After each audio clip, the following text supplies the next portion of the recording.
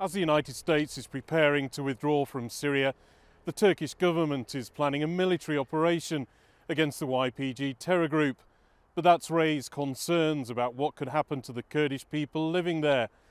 But some organisations in northern Syria are already working with the Turkish government.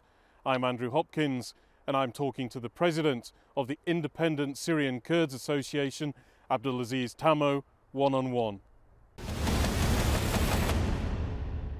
The Kurdish people have suffered a lot during the war. Many of them have become refugees. What's your vision for their future inside Syria?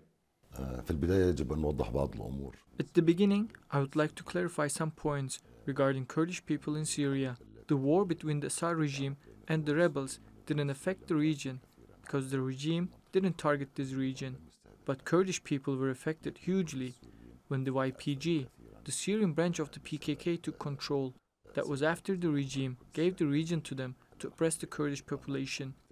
Therefore, the displacement of Kurdish people wasn't caused by the regime or the war in Syria, but by the terrorism of PKK, YPG, and other affiliated militias. Half of the Kurdish population were displaced from their land, and they're now outside of Syria because of these terror groups, not the war. But what is the future for the Kurdish people in Syria now? The Kurdish people are part of the Syrian people. By that, we mean Syria is a multi-ethnic and religiously diverse country. So the Kurds and the Syrian people are within the borders of the current Syrian state. The cause of Kurdish people in Syria is a national Syrian cause. The future of the Kurds is bound to the future of the whole of the Syrian people. When the regime which controlled all the resources of the Syrian people for more than 60 years is toppled, at that time the cause of the Kurdish people will be solved along with that of the Syrian people by drafting a constitution that guarantees the rights of everyone. The Kurds are part of the Syrian people, and the new constitution will guarantee their rights. They will work hand in hand with everyone else, building a civil, democratic state that protects the rights of its citizens regardless of their religion, color, or ethnicity. Your organization has campaigned against the YPG. Why is that?